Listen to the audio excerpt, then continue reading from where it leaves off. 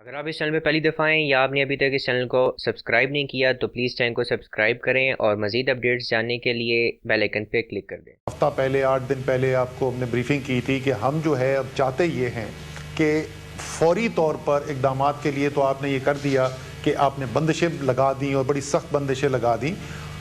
اس کی وجہ سے بیماری کے پھیلاؤ جو ہو رہا تھا اس کے اندر بھی کمی آئی۔ وہ بھی وزیر اعظم نے آپ سے ذکر کیا کہ 25 اپریل کو جہاں ہم سمجھ رہے تھے کہ 50,000 کیس ہوں گے، وہاں سے 12 سے 15,000 کے درمیان کا تخمینہ لگایا جا رہا ہے۔ ہلاکتیں بھی جو ہوئی ہیں، بات بھی ہوئی ہیں، وہ اس سے بہت کم ہوئی ہیں اللہ کے فضل سے، جس کا اندازہ لگایا جا رہا تھا۔ لیکن اس کے ساتھ ساتھ لوگوں کی روزگار کے اوپر بھی بہت بھاری اثر پڑا ہے اور اس کی مختلف اشکال کے اندر ہمیں وہ نظر بھی آ رہا ہے کہ لوگوں کے لیے جو مشکلات پیدا ہوئی ہیں۔ تو ہم نے ان مشکلات کو آسان تو کرنا ہے، لیکن اس طریقے سے کرنا ہے تاکہ بیماری کا پھیلاؤ بھی بہت زیادہ نہ بڑھے اور ایسا نہ ہو کہ خدا نخواستہ ہمارا صحت کا نظام جو ہے اس کے اوپر اتنا بوجھ آئے کہ وہ برداشت نہ کر سکیں۔ تو اس کے لیے جو پالیسی ہم بنانا چاہتے ہیں، میں سادہ الفاظ میں آپ کو اگر سمجھانے کی کوشش کروں کہ یہ سب بندشیں کیوں لگائی جاتی ہیں، کیوں لوگوں کو کہا جاتا ہے کہ جی کسی کو گھر سے بھی نہ نکلنے دیں۔ اگر میں بالکل ہی اس کی ایک منطقی انجام تک لے جاؤں، اگر سارے ملک کے لوگ ایک کمرے کے اندر بند ہو جائیں، الگ الگ ایک کمرے میں ایک شخص ہو، 2 ہفتے کے لیے وہ بیٹھے رہیں، تو ہمیں پتہ ہے کہ 15 دن کے بعد بیماری ختم ہو جائے گی۔ لیکن شاید ہزاروں لاکھوں لوگ جو ہیں وہ بھوک سے اس کے بعد مر چکے ہوں، تو یہ ممکن نہیں ہے۔ تو کوشش یہ کی جا رہی ہے کہ ایسا نظام لایا جائے کہ ایک عام آدمی تو اپنے گھر سے باہر نکل سکے اور وہ اپنے روزگار کا انتظام کر سکے، خاص طور پہ جو غریب ہے، جو متوسط طبقہ ہے۔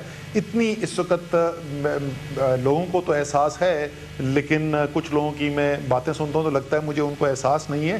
یہ بات اب غریب سے آگے چلی گئی ہے۔ متوسط طبقہ، سفید پوش جو ہے، وہ بہت بوجھ محسوس کر رہا ہے اور اس کی زندگی کے اندر یہ جو آمدنی اس کی ختم ہوئی ہے، روزگار ختم ہوئی ہے، اس سے بہت بڑی مشکلات پیدا ہو رہی ہیں۔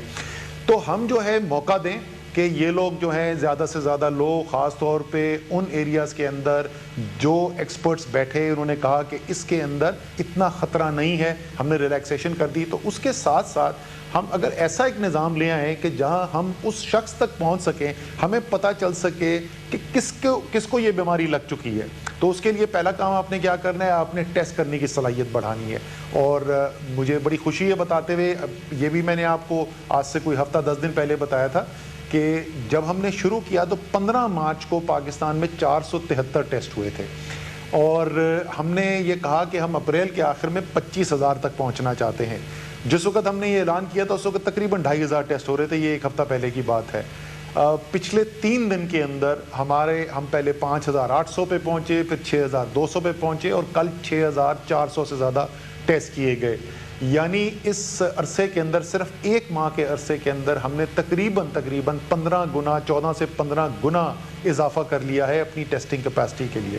اس میں لیبارٹریز جو ہیں جہاں پہ جو ٹیسٹ ہوتے ہیں ان کے اندر تقریباً 3 گنا اضافہ ہو گیا ہے۔ PCR مشینز جو ہوتی ہیں ان کے اندر اضافہ کیا گیا ہے۔ وہ جو ایکوپمنٹ، جو سپلائز یوز ہوتی ہیں اس کے لیے، ٹیسٹنگ کٹس جو ہوتی ہیں، اس میں تو بہت زیادہ اضافہ کیا گیا ہے۔ ہمارے پاس لاکھوں کٹس اویلیبل ہو گئی ہیں۔ جو مین پاور ہے اس کی بھی تعداد بڑھائی جا رہی ہے۔ تو ایک تو ہماری یہ صلاحیت جو ہے کہ جس کو بیماری لگی ہے اس کو ہم اس کی تشخیص کر سکیں، وہ بڑھتی چلی جا رہی ہے۔ دوسرا، وہ جس کو بیماری لگی ہے، وہ کس کے ساتھ اٹھتا بیٹھتا ہے، اس کی کس سے ملاقات ہوئی تھی، وہ کچھ انتظامی طور پر، کچھ ٹیکنالوجی کو استعمال کرتے ہوئے ہم ایک نظام بنا رہے ہیں کہ ہم ان تک بھی پہنچ سکے تاکہ ان کا بھی ٹیسٹ ہو سکے۔ اگر ان میں سے کسی کو بیماری اس بیمار شخص سے لگ چکی ہے تو ہم اس تک بھی پہنچ سکیں۔ اور آخری اس کا حصہ یہ ہوگا کہ پھر ان کو کس طریقے سے، ان کو زیادہ تر ہم یہ سرکاری نظام کے اندر ویسے بھی صلاحیت نہیں ہے، اور مغرب کا اس وقت تجربہ بھی یہ رہا ہے کہ یہ جو کوارنٹیننگ سینٹرز بنائے گئے ہیں، اگر زیادہ ہم اس کے اوپر انحصار کریں گے تو ایک رائے یہ بھی ہے کہ اس سے بیماری پھیلی ہے۔ تو یہ گھروں کے اندر اپنے ہی ہمارے سماجی جو نیٹ ورکس ہیں اسی کو ہم نے استعمال کرتے ہوئے کرنا ہے۔ ان تمام چیزوں کے لیے ایک ہم نے پائلٹ ٹیسٹ کیا تھا، تمام صوبے اس کے اندر شامل تھے، مختلف ڈسٹرکٹس ان کے شامل تھے۔ ٹیسٹ ریزلٹس آ گئے، خصوصی طور پہ جو صحت کے منسٹرز ہیں، ہیلتھ منسٹرز ہیں تمام صوبوں کو، ان کو بھی بلایا ہوا تھا اور ان کے ساتھ بھی رائے کی۔ تو اتفاق رائے یہ ہوا ہے کہ ہم نے اسی نظام کو اب آگے لے کے چلنا ہے اس کی صلاحیت کو اور بڑھانا ہے اور ایک ایسی صورتحال پیدا کرنی ہے کہ لوگ جو ہیں وہ اپنے روزگار کے لیے بھی نکل سکیں خصوصی احتیاطی تدابیر کے ساتھ. اب ہم وہاں پر آج واپس نہیں جا سکتے جیسے آج سے 2 مہینہ پہلے ہم زندگی گزارتے تھے یا جس طریقے سے ہم کاروبار کرتے تھے. احتیاطی تدابیر اپنانی ہوں گی لیکن ان کو اپناتے ہوئے زیادہ سے زیادہ لوگ جو ہیں وہ محلہ وار ہم ان کو روزگار کے موقع دے سکیں اور ساتھ ساتھ یہ صحت کا نظام جو ہے اسی ساتھ جو صحت کی فیسلٹیز ہیں سہولیات ہیں اس میں بھی اضافہ کیا جا رہا ہے. جو ہاسپٹل بیڈز ہیں ان میں اضافہ کیا گیا ہے, جو وینٹیلیٹرز ہیں اس کے اندر بھی اضافہ کیا گیا ہے, لیکن اتنا اضافہ کرنے میں ہم کامیاب نہیں ہوئے جتنی ہماری خواہش تھی. اور وہ آج کل تو سب آپ دیکھتے ہوں گے, اس وقت BBC اور CNN اور عالمی میڈیا بھی دیکھتے ہیں. یہ صورتحال جو ہے یہ دنیا کے امیر ترین ملکوں کے اندر بھی ہے, چاہے وہ آپ برطانیہ دیکھ لیں, آپ اٹلی دیکھ لیں, اسپین دیکھ لیں, امریکہ دیکھ لیں, ہر جگہ سے آپ کو یہ سننے کو ملا کہ یہ جو میڈیکل کا اکوپمنٹ ہے جتنا چاہیے وہ تمام کیونکہ دنیا مانگ رہی ہے تو وہاں تک تو ہم پہنچنے میں کامیاب نہیں ہو پائے ہیں. جستجو جاری ہے جتنا ہم چاہتے تھے لیکن پہلے سے صلاحیت بڑھانے کے اندر ہم کامیاب ہوئے ہیں. آخری چیز جس کو میں دوبارہ سے ایک دفعہ دہرانا چاہتا ہوں, پہلے بھی ذکر کیا ہے لیکن وہ کیونکہ بازگشت ختم نہیں ہوتی, کہ دیکھیں جو فیصلے ہو رہے ہیں وہ تمام فیصلے پاکستان میں آج تک کبھی کوئی ایسی ایمرجنسی نہیں آئی ہے جس میں اتنے مربوط طریقے سے فیصلے کیے جائیں.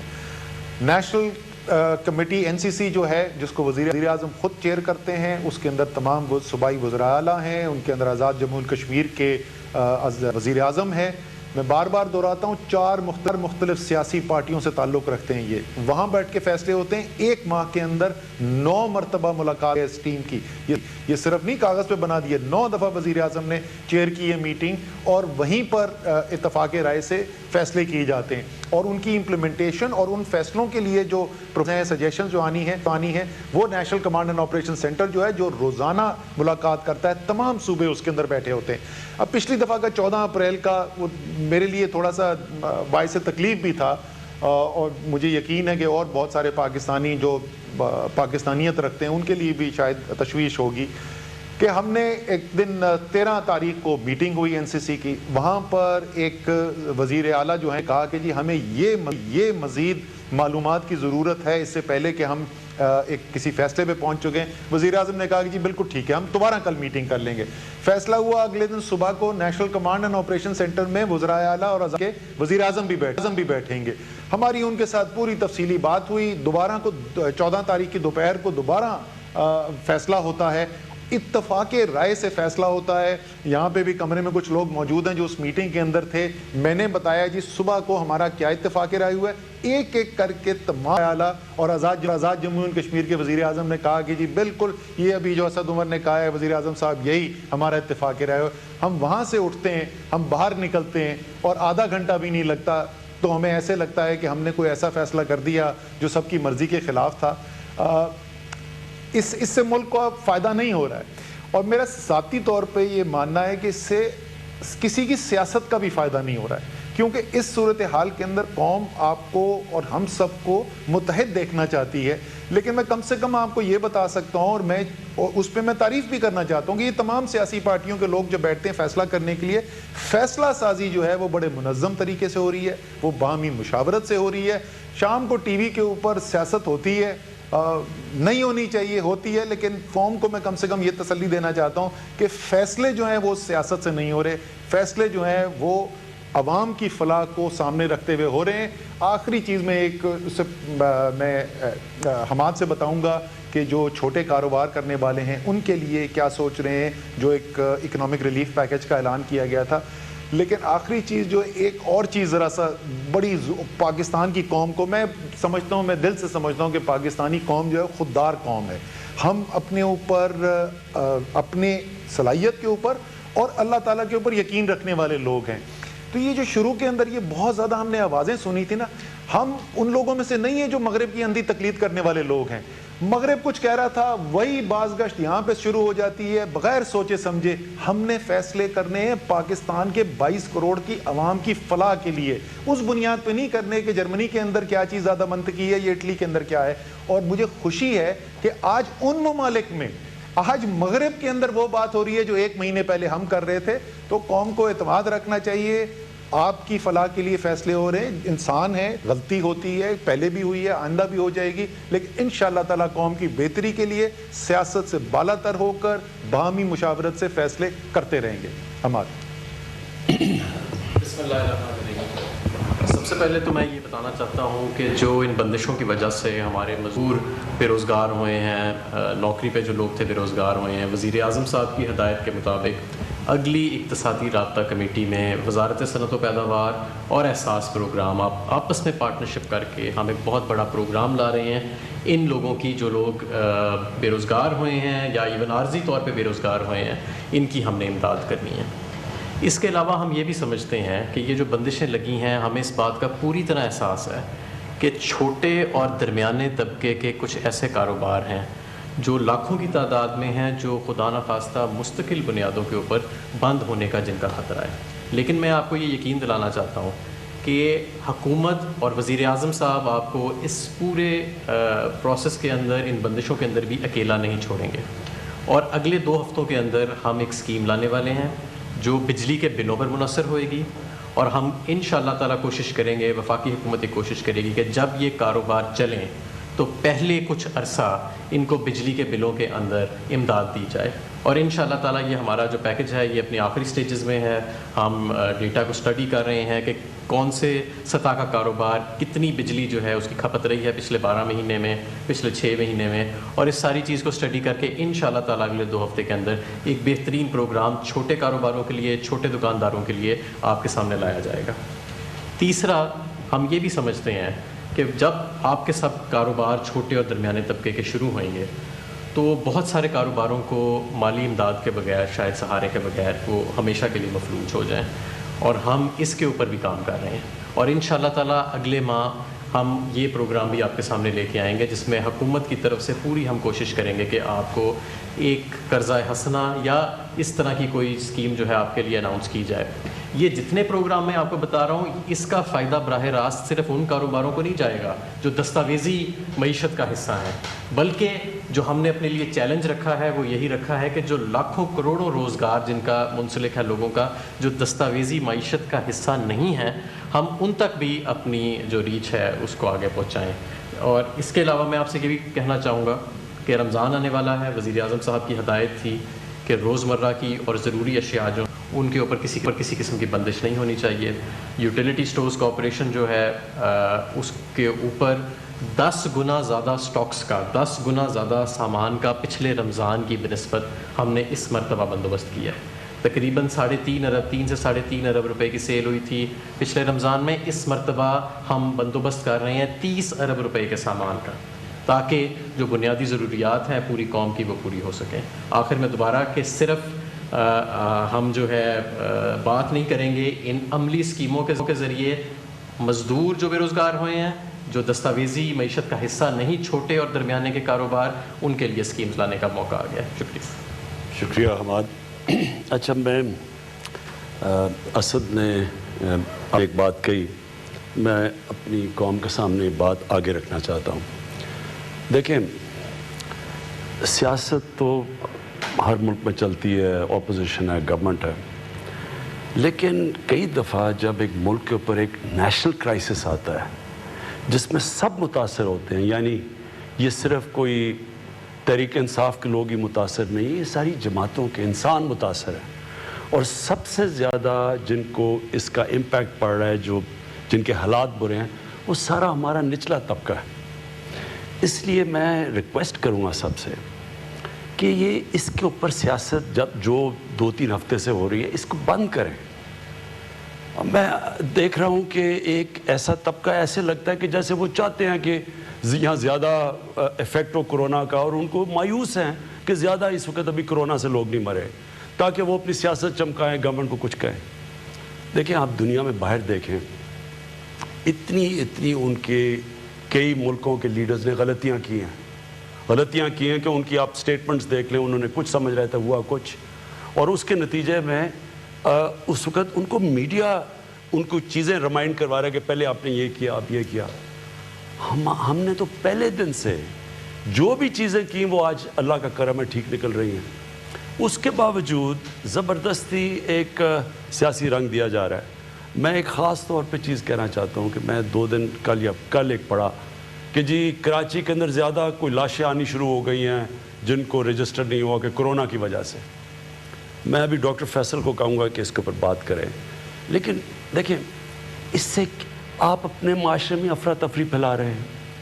کیا اس کو کوئی خبر کو صحیح طرح دیکھا آپ نے؟ کیا یہ ٹھیک تھی؟ کیا اس سے زیادہ خوف پھیلے گا معاشرے میں؟ خوف کی وجہ سے لوگ اور وہ حرکتیں کریں جس سے مزید اور نقصان ہو سکتا ہے. یعنی یہ بڑی غیر ذمہ دارانہ حرکت ہے کہ آپ نے ویریفائی کیے بغیر کہا جی کرونا کی وجہ سے لوگ مرے اور ان کا پتہ ہی نہیں, اور گورنمنٹ چھپا رہی ہے. مطلب اس کا یہ کہ گورنمنٹ یہ اصل کتنے لوگ مرے ہم چھپا رہے ہیں. وہ کون سی بیوقوف گورنمنٹ ہوگی کہ جو کرونا کے کیسز چھپائے؟ یہ تو اپنا ہی نقصان کرنا ہے. اگر آج ہم چھپا رہے ہیں, ابھی اسد نے آپ کو ڈیٹیلز بتائی کہ ہم تو کوشش کر رہے ہیں کہ ہم ٹارگیٹڈ کریں, اور وہ ٹارگیٹ تب ہوگا جب ہمارے پاس ڈیٹا صحیح آئے گا. اگر ہمیں ڈیٹا ہی نہیں صحیح مل رہا تو ہم کیسے پتہ چلے گا کہ ہم نے کون سے قدم اٹھانے ہیں, کدھر لاک ڈاؤن کرنا ہے؟ یہ تو ہماری انٹرسٹ میں ہے کہ ہمیں پوری انفارمیشن ملے. تو گورنمنٹ کو چھپانے کیا ہم اگر آج چھپا لیں گے تو کیا کیسز رک جائیں گے؟ کیا ایک دم لوگوں کے سامنے جب اتنے زیادہ لوگ کرونا سے مریں گے تو وہ کیسے پھر کیا کرے گی گورنمنٹ؟ تو میری ریکویسٹ یہ ہے کہ ان دنوں کے اندر ہمارے پاس national command and operation centre ہے جو ہر روز ڈیٹا کو اینالائز کر رہا ہے. 4 صوبوں اور آزاد کشمیر اور گلگت بلتستان کی کوآرڈینیشن سے ہم یہ سارا کر رہے ہیں. اگر کسی کو کچھ شک و شبہ ہے, یہاں پورا ایک سینٹر بنا ہوا, اسے چیک کر لیں. ہمیں چھپانے کی کیا ضرورت ہے؟ اور میں دوسری چیز یہ ریکویسٹ کروں گا کہ جب ہم کوآرڈینیشن سے سب کچھ کرتے ہیں تو یہ کیا ضرورت ہے کہ ایک طرف سارے مان جاتے ہیں کہ ہاں جی ٹھیک ہے, کنسنسس سے فیصلہ ہو جاتا ہے, اس کے بعد ان کی جماعت کے کوئی لیڈر کوئی اور سٹیٹمنٹ دے دیتے ہیں. تو میں صرف یہ کہہ رہا ہوں کہ آج کرونا کا یہ کرائسس بہت برا ہو سکتا ہے, ہو سکتا تھا ابھی تک. اللہ کا خاص کرم ہے اور آپ کو قوم کو مبارک ہو کہ آپ نے مشکل وقت گزارا, اور جس طرح بھی ہم نے یہ لاک ڈاؤن کیا, اللہ کا شکر ہے کہ اتنی تیزی سے نہیں پھیلا. لیکن اگر یہ آگے پھیلتا بھی ہے تو آپ سب کو, یہ ساری قوم کو نقصان ہوگا. اس لیے میری ریکویسٹ یہ ہے کہ اس میں قوم مل کے چلے. یہ کرائسس ہے, اس میں پالیٹکس نہ کھیلیں اسے. میں اب ریکویسٹ کروں گا ڈاکٹر فیصل, آپ پلیز یہ جو اب تک کرونا کا ایگزیکٹ سچویشن ہے, کیونکہ ڈاکٹر فیصل کی ٹیم سارا ڈیٹا پاکستان سے لے کے ہر روز اس کو اینالائز کرتی ہے. میں کچھ دیر میں آپ کو کچھ اندازہ یا انسائٹ دینے کی کوشش کروں گا کہ یہ جو فیصلہ سازی کا عمل ہے اس کو انفلوئنس کرنے کے لیے اور اس کو بتانے کے لیے تاکہ ایک بہتر فیصلہ ہو سکے, جو سائنسی عمل ہے, جو میڈیکل عمل ہے, اس کا کیا طریقہ کار ہم اڈاپٹ کرتے ہیں. سب سے پہلے تو ہم گلوبل انفارمیشن اور جو ڈیٹا آ رہا ہے اس پہ روزانہ کی نظر رکھتے ہیں. جو گلوبل پریکٹسز ہیں, کیا ایکشن کیا گیا, کیا نہیں کیا گیا, اس کے کیا اثرات ہیں, حتی الوسع جس حد تک اس میں سے کوئی نتیجہ اخذ کیا جا سکتا ہے اس کو دیکھا جاتا ہے. پھر ہم پاکستان کے جو اعداد و شمار ہیں ہر روز کے بیسس پہ تمام صوبوں سے جو آ رہے ہیں, اس میں نئی انفیکشنز کے اعداد و شمار, اس میں اموات کے اعداد و شمار, وہ تمام لوگ جو آئی سی یوز یا وینٹیلیٹرز یا انتہائی نگہداشت یونٹس میں پڑے ہوئے ہیں, ان کے اعداد و شمار کو دیکھا جاتا ہے. ان ساری چیزوں کو مد نظر رکھتے ہوئے ایک انتہائی سنجیدہ اور سائنسی طریقے سے اس کو اینالائز کرتے ہیں. ہم اس کو ایپیڈیمیولوجی جو بیماریوں کے اعداد و شمار اور اس کے پھیلاؤ کے جو سائنس ہے اس کی مدد سے اور ڈیٹا سائنس کی مدد سے کچھ پروجیکشنز بھی بناتے ہیں. ایک تو یہ وہ ہو گیا جو روزانہ کا عمل ہے, اور ایک آئندہ آنے والے دنوں میں ہم کیا ایکسپیکٹ کر سکتے ہیں. جیسے خان صاحب نے فرمایا, ہماری جو شروع کی پروجیکشنز تھیں اس میں ہمیں یہ خطرہ ہوا کہ ممکن ہے تقریباً 25 اپریل تک یہ فگرز کافی زیادہ ہوں جیسے انہوں نے بتایا. لیکن ہمیں خوشی ہے کہ جو بھی ایفیکٹس کیے گئے, جو بھی بندشیں لگائی گئیں یا دیگر جو بھی اثرات تھے, اس کی وجہ سے آج ہم اتنی مشکل میں نہیں ہیں جتنے ہو سکتے تھے. آگے کی پروجیکشنز ہم نے پھر کر رکھی ہیں, اور جیسے انہوں نے بتایا کہ تقریباً 25 اپریل تک ہم سمجھتے ہیں کہ یہ کیسز بڑھ سکتے ہیں, اور آئندہ آنے والے دنوں میں جو فردر پروجیکشنز ہیں ان کے اوپر بھی ہماری کچھ نظر ہے. اور سب سے اہم بات یہ ہے کہ ہم جس کو ہائی لائٹ کرنا چاہتے ہیں کہ ہم کسی صورت بھی وہاں نہیں ہونا چاہتے جہاں ہمارے ہیلتھ سسٹم کے اوپر ایسا بوجھ اور اثر پڑے کہ خدا نہ خواستہ ہم اس کے تحت اس کے نیچے دبنا شروع ہو جائیں. تو میں اپنی اعداد و شمار تو بتا رہا ہوں، لیکن ساتھ اس موقع کا فائدہ اٹھاتے ہوئے آپ سب پاکستانیوں سے میری درخواست اور گزارش ہے کہ وہ اچھی چیزیں یا عادتیں یا چیزیں جو ہم نے سیکھی ہیں، سوشل ڈسٹنسنگ ہے، ہاتھوں کی صفائی ہے، اپنے کھانسی اور نزلے زکام میں اگر ہم ہیں تو اپنے آپ کو محدود رکھیں، کراؤڈز میں نہ جائیں بیجا. یعنی یہ جو سوشل ڈسٹنسنگ ہم نے سیکھی ہے اس کو برقرار رکھیے، کیونکہ یہ بیٹل ابھی ختم نہیں ہوئی، یہ معاملہ ابھی چل رہا ہے اور اگلے چند ہفتے ہمارے لیے انتہائی کروشل ہوں گے. جہاں تک اموات کا تعلق ہے، ہم سمجھتے ہیں وہ ایک بڑا امپورٹنٹ پیرامیٹر ہے ہمارے لیے، جس سے ہم سیکھتے ہیں، سمجھتے ہیں اور یہ جانچتے ہیں کہ جو یہ ایپیڈیمک ہے اس کی موجودہ سچویشن ایگزیکٹلی کہاں ہے. اور ہم سمجھتے ہیں کہ ہر جو ڈیتھ ہے جو کورونا سے ہو اس کو انویسٹیگیٹ ہونا چاہیے، اور اگر کہیں کوئی شک و شبہ کی گنجائش ہو تو پلیز ہم سے رابطہ کیجیے، تاکہ ہر جو ڈیتھ ہو رہی ہے جو ان ایکسپلینڈ ہے اس کا ایک ڈائگنوسس تک پہنچا جائے. مجھے بتایا گیا کہ جو ذکر ہوا تھا اس میں تقریباً صرف 15 لوگ ایسے ہیں جن پہ ابھی بھی شک ہے، یہ خیال کیا جاتا ہے، قیاس ہے کہ ممکن ہے کورونا کا اس میں اثر ہو، جو یہ ان ایکسپلینڈ ڈیتھس تھیں ان کا ذکر کر رہا ہوں. اور اس کی فردر جو کراچی کی جو خبر تھی اس میں یہ جو 15 ہیں ان کو انویسٹیگیٹ کیا جا رہا ہے، اور منسٹر صاحبہ سے ہماری آج بات بھی ہوئی اور ایک بڑے پراپر اور سنجیدہ طریقے سے وہ اس کو ایویلویٹ کر رہے ہیں، اور اس کی جو بھی انفارمیشن ہے وہ ڈاکٹر سفر کو 200 ہم نے اخباروں میں اور چیز 300 پڑھی تھی، تو اس میں سے آپ پلیز ایکسپلین کریں لوگوں. اس میں سے ہمیں پتہ چلا، ڈاکٹر عذرا نے جو ہمیں بتایا، انہوں نے کہا کہ باقی سب میں تو یہ کورونا کی وجہ سے نہیں تھی، یہ کلیئر ہو گیا. 15 ایسے اشخاص ہیں جن پہ ابھی کچھ تھوڑا کوشچن باقی تھا، اور ان کی بھی ڈائگنوسس کی جا رہی ہے. ان کی جو کانٹیکٹس ہیں جہاں جہاں گئے ان لوگوں کو بھی ٹیسٹ کیا جا رہا ہے، اور اس کے ذریعے یہ فائنل تعین کرنا بھی آسان ہو جائے گا کہ کیا ان میں سے کوئی کورونا سے کسی کی موت واقع ہوئی کہ نہیں. اور یہ جو بھی انفارمیشن آتی ہے ہم اس کو بڑا لازم طور پہ جاننا چاہیں گے، تاکہ ہم اس سے اپنے تمام جو فیصلے کر رہے ہیں اس کو انفارم کر سکیں اور اس کی بیسس پہ آئندہ کی اسٹریٹجی بنائی جا سکے. تو یہ ایک بہت ضروری عمل ہے، اور میں تو سمجھتا ہوں کہ میں اصرار کروں گا کہ کہیں بھی کسی قسم کا کوئی شک یا شبہ ہو یا آپ کو ہو کہ کوئی ایسی موت ہے جو کہ ڈاؤٹ فل ہے، تو پلیز ضرور انفارم کیجئے، تاکہ اس کو ہم پروونشل اتھارٹیز کے تھرو پراپرلی انویسٹیگیٹ کروا سکیں. جی اس کے علاوہ ایک اور چیز ہے، وہ یہ کہ جو ہیلتھ سسٹم ہے ہمارا وہ انڈر سٹریس تو بہر کیف ہے، اور ہمارے جو ہیلتھ سسٹم کی ڈلیوری ہے اس میں کچھ پریونٹیو ایسپیکٹس ہیں، کچھ کیوریٹیو ایسپیکٹس ہیں. ہمارے مریض اگر ہمارے سسٹم تک نہیں پہنچ پائیں گے تو ہمیں تھوڑی یہ بھی فکر کرنے کی ضرورت ہے کہ اس کے دیگر ہیلتھ سسٹم پہ اثرات، میں اکنامک اثرات کی نہیں بات کر رہا، جو ہیلتھ سسٹم پہ اثرات ہیں وہ کیا ہوں گے اور کیا ہو سکتے ہیں، اور ان کو اینالائز کرنا اور دیکھنا ضروری ہے، اور کچھ ہم دیکھ رہے ہیں. مثال کے طور پہ پولیو کی 2 عدد کیمپین سے مجھے بتایا گیا جو کہ نہیں ہو سکی اس دوران، اس کے کیا اثرات ہوتے ہیں، ہمیں اس کو دیکھنا بھی ہے اور اس کو کاؤنٹر کرنے کے طریقے بھی سوچنے. اس کے علاوہ اگر لوگ بیکاز آؤٹ پیشنٹس بند تھے تو کچھ لوگ جو ہیں اگر وہ بیمار ہیں ممکن ہے کہ وہ اپنا ہسپتال تک آنا پوسٹ پون کر رہے ہوں، اور ہو سکتا ہے اس کی بھی کچھ ہیلتھ امپلیکیشنز اور اثرات ہوں جو آئندہ آنے والے دنوں میں سامنے ہوں. تو ہم نے اس مکمل پکچر کو دیکھ کے آگے چلنا، اور یہ بہت ضروری چیز ہے کہ ایک بیلنسڈ، ہولسٹک اور جسے کہتے ہیں نا ویل راؤنڈڈ ویو کے ساتھ ہم آگے چلیں. میں بس اتنا کہنا چاہوں گا کہ جتنی بھی ہم پولیٹیکل لیڈرشپ کو ایڈوائس دیتے ہیں وہ کمپلیٹلی سائنٹیفک اور ایپیڈیمیولوجک اور ڈیٹا ڈریون بیسس کے اوپر ہوتی ہے، اور یہ انالیسس ہر روز بلکہ میں کہوں گا دن میں کئی دفعہ، ایک سے زیادہ دفعہ ہوتا ہے. اس پہ بحث مباحثہ، ہر شیڈ آف اوپینین، ہر مکتب فکر اور سوچ، سائنس کے اندر بھی آپ کو پتہ ہے مکتب فکر اور سوچ ہوتے ہیں، وہ لیے جاتے ہیں تاکہ ہم ایک سمجھدار فیصلہ یا ایڈوائس دے سکیں جس کے بیسس پہ جو پولیٹیکل لیڈرشپ ہے وہ اپنا فیصلہ کرتی ہے. شکریہ. جی فیصل شکریہ. دیکھیں ایک چیز ڈاکٹر فیصل نے کہی وہ میں پھر ریپیٹ کرتا ہوں. جیسے ہی کرونا کا جب کرائسس شروع ہوا، تو جب لاک ڈاؤن شروع ہوئے تو ایک دم سارے ملک کی توجہ باقی سب چیز سے ہٹ کے تو کرونا کے اوپر آ گئی. اب اس میں معاشی حالات کے اوپر تو ہم بات کر چکے ہیں کہ کیا عام لوگوں کے اوپر کیا اثرات آئے، لیکن جو ڈاکٹر فیصل نے کہا کہ جو لوگوں کی ہمیں لوگوں کی صحت کا دھیان رکھنا چاہیے تھا، مثلا پولیو ہے. اب پاکستان واحد دنیا میں 2 ملک رہ گئے، یا میرے خیال میں دو ملک رہ گئے جدھر پولیو ہے. یہ بڑی اس کی خطرناک اس لیے ہے کہ یہ پھیلتی، یہ بھی ایک جس طرح یہ اتنی تیز تو نہیں پھیلتی جتنی یہ کرونا پھیلتی ہے، لیکن یہ بھی پھیل سکتی ہے. تو اس کے اوپر ایک پوری کوشش ہو رہی ہے پاکستان میں.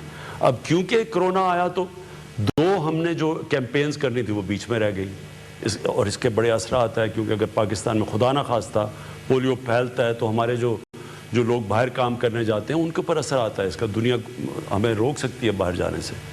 اور دوسری چیز بچوں کی امیونالوجی ہوتی ہے کہ ٹیکے لگتے ہیں, حفاظتی ٹیکے وغیرہ, یہ ساری کیمپینز متاثر ہوئی ہیں لاک ڈاؤن کی وجہ سے.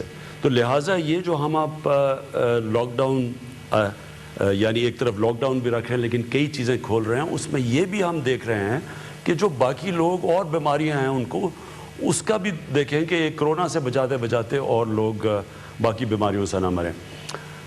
اب میں چاہوں گا کہ معید ہمیں بات کریں جو اوورسیز پاکستانی ہیں.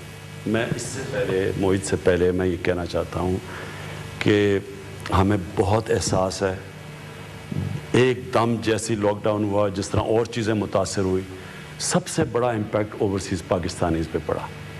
اس میں جو پیسے والے باہر پاکستانی کوئی چھٹی بنانے گئے تھے یا جن کے پاس وسائل ہیں ان کو بھی بڑی مشکلوں کا سامنا کرنا پڑ رہا ہے. لیکن جو اصل متاثر ہوئے میری نظر میں وہ ہمارے وہ محنت کش بیچارے جو مزدور, جو ڈرائیورز, جو دبئی میں, جو سعودی عربیہ میں, جو ساری کئی باہر پھنس گئے, ان کے اوپر ابھی طورخم سے ہم نے ابھی لوگوں کو افغانستان سے ہمارے ڈرائیورز کو ابھی میرے خیال میں کل ہی کیا, ان کو واپس آئے آج. تو یہ بھی سب متاثر ہو گئے. اب میں صرف جو باہر پاکستانی دیکھ رہے ہیں میں صرف آپ کو یہ کہنا چاہتا ہوں کہ یہ اپنے ذہن سے نکال دیں کہ ہم بھول گئے آپ کو یا ہم نے آپ کی فکر نہیں کی.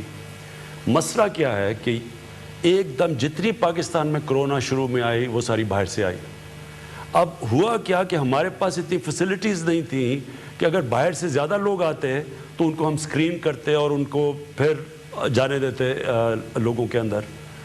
کیونکہ ہمیں ایک تجربہ ہو چکا تھا تو سارے صوبوں نے بھی ایک دم ریئیکٹ کیا. انہوں نے کہا ابھی ہمارے پاس تیاری نہیں ہے کہ باہر سے جو مریض جو ہمارے باہر سے پاکستانی آئیں گے ان کو ہم سکرین کر سکیں. اس کی وجہ سے ہم نے ڈیلے کیا. تو میں یہ کہنا چاہتا ہوں کہ یہ نہیں کہ یہاں بے حسی تھی, مسئلہ ہمارا یہ تھا کہ ہمارے پاس تیاری نہیں تھی. اب آپ کو معید بتائیں گے کہ جو مزید ہم تیاری کر بیٹھے ہیں. جی بہت شکریہ جان صاحب. پہلے تو آپ کی بات بڑھاتے ہوئے میں دوبارہ سے شکریہ ادا کرنا چاہتا ہوں ہمارے جتنے اوورسیز پاکستانی ہیں جنہوں نے واپس آنا ہے, ابھی تک نہیں آ سکے. ہم دن رات یہی تیاری کر رہے تھے کہ ہمارے ایئرپورٹس پہ اور ان شہروں میں ٹیسٹنگ کی کیپیسٹی بڑھ جائے اور کرنٹینہ کی کیپیسٹی اتنی بڑھ جائے کہ جب آپ آئیں تو آپ کو محفوظ طریقے سے ہم پاکستان واپس لا سکیں. پچھلی دفعہ جب وزیر اعظم صاحب کی بریفنگ ہوئی تھی تو میں نے اس میں ذکر کیا تھا کہ لگ بھگ 2000 پاکستانی ہم ہر ہفتے لا سک رہے ہیں. اس ہفتے سے کل سے ہم 6000 پاکستانی ہر ہفتے واپس لا سکیں گے محفوظ طریقے سے. 3 گنا انکریز ہم نے ایک ہفتے کے اندر کر لیا ہے اور اس کے بعد انشاءاللہ اس سے اگلے ہفتے لگ بھگ 7,500 پہ ہم پہنچنا چاہتے ہیں. میں آپ کو یہ بھی بتا دوں کہ یہ تمام فیصلے جس طرح باقی چیزیں اسد عمر صاحب نے کہا صوبوں کی مشاورت سے ہو رہے ہیں. ایک شہر کا ہم پورا جائزہ لے کے انالیسس کر کے یہ فیصلے کر رہے ہیں کہ محفوظ طریقے سے کس ایئرپورٹ پر کتنے پاکستانی آ سکیں گے.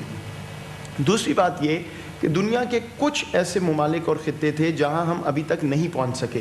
PIA کی رسائی وہاں تک نہیں تھی. امریکہ کی میں آپ کو مثال دے دیتا ہوں, آسٹریلیا میں جہاں بہت سے پاکستانی ہیں, وہ عمومی بات تو یہ ہوتی ہے کہ وہ امیر پاکستانی ہیں, لیکن ایسا نہیں ہے. وہاں بھی ہمارے بہت سے ایسے لوگ ہیں جن کے ویزے ایکسپائر ہو گئے, اسٹوڈنٹ تھے جن کے پاس وہاں رہنے کی جگہ نہیں ہے. تو اس ہفتے سے ہم نے یہ اہتمام بھی کیا ہے کہ اس دفعہ ہم آسٹریلیا سے اور ملیشیا سے اپنے پاکستانی لا رہے ہیں اور ہم اب کچھ تعداد میں کمرشل ایئر لائنز کو بھی اجازت دیں گے اس ہفتے سے کہ وہ پاکستانی جہاں بھی ہیں, جس طرح عام طور پہ جہاز کی آپ ٹکٹ لے کے آتے ہیں, وہ خود سے وہ ٹکٹ لے کے آ سکیں. تو اس ہفتے سے وہ بھی بندوبست ہو جائے گا کہ کوئی ایسا ملک نہیں ہوگا جہاں سے لوگ نہ آ سکیں اپنی ٹکٹ لے کے. اس کے بعد میں آپ کو یہ بتا دوں, پچھلی دفعہ ہم نے بات کی تھی کہ اس پہ سوالات بہت سے ہیں کہ آپ کس طرح لوگوں کو لا رہے ہیں, منطق کیا ہے, کب لائیں گے. تو ہم نے ایک پوری ویب سائٹ تشکیل دی ہے اور کل سے covid.com.gov.pk جو ہماری ministry of health website چلاتی ہے، اس پہ آپ کو ایک پوری انفارمیشن ملے گی کہ کون سے جہاز آ چکے، کہاں سے پیسنجرز آئے ہیں، کہاں سے آنا ہے، کیا گائیڈ لائنز ہیں کرنطینہ کی تیاری، وہ تمام شفاف طریقے سے آپ کو اس ویب سائٹ پہ مل جائیں گی. تمام سوالات کے آپ کے جوابات بھی اس پہ ہوں گے، کیونکہ ہم یہ بتانا چاہتے ہیں ہر ایک کو کہ کوئی کنفیوژن نہ رہے کہ کس طرح ہم اس پروسیس کو آگے چلا رہے ہیں. ایک بات میں اور واضح کر دوں جی، اس پہ بہت بات ہوئی کہ باہر سے لوگ آ رہے ہیں تو خدا نہ خواستہ یہ پھیل ہی نہ جائے دوبارہ سے سارا کرونا. تو ہم نے پورا ڈیٹا اینالائز کیا ہے.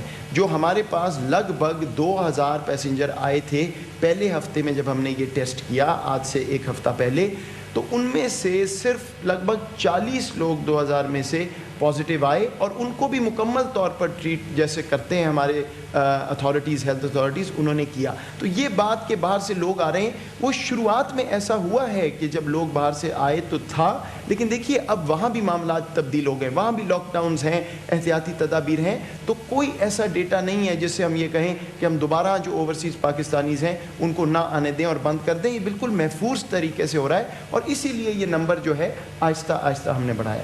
آخری بات یہ جی کہ بہت بات ہوئی کہ ہم جہازوں سے تو لوگوں کو لانے کی تیاری کر رہے ہیں. ہمارے جو لوگ افغانستان میں پھنسے ہوئے ہیں یا لینڈ بارڈرز کا، وہ جو غریب لوگ کو ٹرک ڈرائیور وہ سارے گئے تھے، تو میں آپ کو یہ بتانا چاہتا ہوں کہ اب ہماری ایک یونیفارم نیشنل پالیسی ہے. جو لوگ بھی جہازوں سے مسافر آ رہے ہیں، اور ہمارے 3 بارڈر طورخم، چمن اور واگا بارڈر جب کھلے گا یا وہاں سے جو پاکستانی جب آئیں گے، ساروں کے لیے ایک ہی کرنطینہ کی پالیسی ہے کہ وہ 2 دن حکومت جو ہے ان کو کرنطینہ میں رکھے گی. اس کے بعد ان کا ٹیسٹ کیا جائے گا، اور ٹیسٹ رزلٹ کے مطابق یا ان کو گھر بھیج کے 12 دن اور سیلف آئسولیشن کی گائیڈنس ہوگی، یا ان کو ہماری ہیلتھ فیسلٹیز جو ہیں وہ اویل کرنا ہوں گی. لیکن جو ہمارے طورخم اور چمن سے آج سے افغانستان حکومت کے ساتھ ہمارا معاہدہ ہو گیا ہے، طورخم سے آج 500 پاکستانی واپس آئے ہیں. اسی طرح چمن اگلے ہفتے سے 2-4 روز میں وہاں بھی کرنطینہ کا پروسیس پورا ہو جائے گا. ہماری فیسلٹیز وہاں سے بھی لگ بھگ 300 لوگ آئیں گے. تو یہ جو اسی طرح افغانستان کے لینڈ بارڈر والا معاملہ بھی ہم نے حل کر لیا ہے، اور مسافروں کا میں نے آپ کو بتا دیا ایئر ٹریول کا کہ وہ 3 گنا بڑھ جائے گا. اور یہ ہم انشاءاللہ وقتاً فوقتاً بڑھاتے رہیں گے، لیکن شفاف طریقے سے آپ کو بتاتے بھی رہیں گے، آگاہ کرتے رہیں گے کہ ہماری کیا پالیسی ہے. اور دن رات میں آپ کو آخری بات کہہ رہا ہوں کہ وزیر اعظم صاحب سے مجھے سرزنش ہوتی ہے کہ ہم کیا کر رہے ہیں، جلدی کیوں نہیں کر رہے. تو پوری نظر ہماری اس پہ. آپ کا بہت شکریہ. اچھا جی، آخر میں کہ ہم یہ کرونا کے خلاف جنگ کیسے جیتیں گے اور جیت کیا ہوگی وہ؟ اگر یہ جب بھی ختم ہوتا ہے 6 مہینے میں 8 مہینے میں کہہ نہیں سکتے ہم، لیکن جب بھی یہ کرونا کا جو ایشو نیچے جاتا ہے، تو اگر یہاں غربت بڑھ گئی تو اس کا مطلب ہم جنگ ہار گئے. اگر اوپر کے لوگوں نے کوئی زیادہ فرق نہ پڑا، اور وہ نہیں، پیسے والے لوگوں کو بڑا کم فرق پڑتا ہے. اصل میں فرق پڑتا ہے ہمیشہ کرائسس میں نچلے لوگوں کو. دنیا میں بھی یہی ہو رہا ہے. چھوٹے کاروبار، جس طرح ابھی حماد نے بڑی اچھی بات کی کہ یہ پہلی دفعہ ایک گورنمنٹ اب پوری کوشش کر رہی ہے کہ جن کے چھوٹے چھوٹے کاروبار ہیں، جو اسمال اور میڈیم انڈسٹری، اس کے لیے اب ہم پیکیج تیار کر رہے ہیں. بڑے والوں نے تو اس میں سے نکل جانا ہے، لیکن جو چھوٹے کاروبار والے، جو چھوٹے دکاندار، جو اس وقت مزدور، جس کی ہم نے شروع میں بات کی، یہ جو چھابڑی والے، چیلنج ہمارے ملک کا یہ ہے کہ ہم اس سے جب نکلیں گے تو یہ لوگوں کا، ان کے حالات کیا ہوں گے. اگر تو ان کے حالات ٹھیک رہے یا ہم نے نیچے گرنے نہ دیے، ہم جنگ جیت گئے. لیکن اگر بدقسمتی سے یہاں غربت بڑھ گئی تو اس کا مطلب ہم جنگ ہار گئے. کیونکہ کوئی بھی معاشرہ آج تک اوپر نہیں آیا جس معاشرے کے اندر اگر تھوڑے سے ایک جزیرہ امیر لوگوں کا ہو اور غریب لوگوں کے سمندر میں. یہ کبھی کوئی ملک ایسے اوپر نہیں آیا. اور میں چائنا کی اس لیے مثال دیتا ہوں کیونکہ چائنا نے وہ کیا جو ہمارے نبی صلی اللہ علیہ وسلم نے مدینہ کی ریاست بنائی تھی. مدینہ کی ریاست کی اگر آپ سٹڈی کریں تو سب سے بڑی کوالٹی یہ تھی کہ انہوں نے نیچے سے لوگوں کو اوپر اٹھایا، ایک فلاحی ریاست بنائی. انہوں نے پالیسیز بنائی امیر لوگوں کے لیے نہیں، क्योंकि अमीर लोग तो फिर भी सर्वाइव कर जाते हैं। उन्होंने निचले तबके, कमज़ोर तबके को ऊपर उठाया।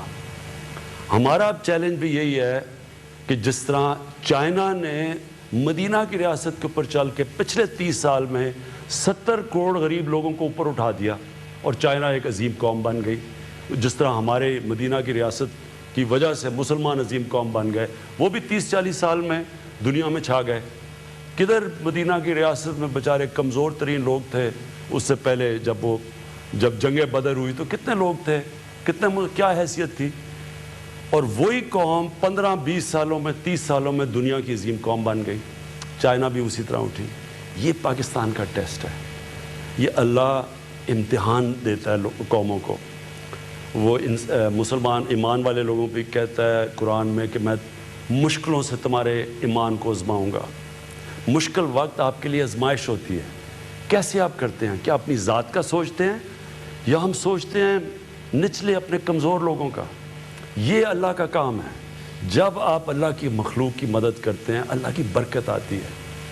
ये याद रखिए, हमारे में कोई इतनी बड़ी काबिलियत नहीं कि हम अपने आप को कहें हम अजीम कौम बन सकते हैं। अल्लाह बनाता है अजीम कौम।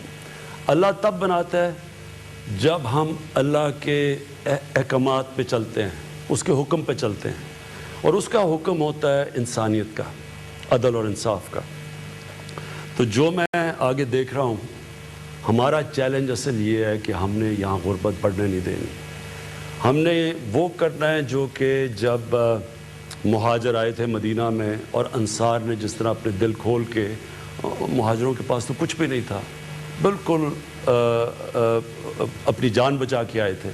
तो जिस तरह मदीना के लोगों ने उनकी मदद की, जो अंसार ने मुहाजिर की मदद की, वो हमारे लिए हमेशा नबी सल्लल्लाहु अलैहि वसल्लम ने जो भी चीज़ की, कुरान में मैं क्या उनकी सुन्नत पे चलो, तो ये तो उनकी सुन्नत। उन्होंने हमारे लिए ये मिसाल सेट की कि मुश्किल वक्त में जब आप मदद करते हैं, और वही मदीना की रियासत दुनिया की अजीम कौम बन गई, वही खड़े हो गए।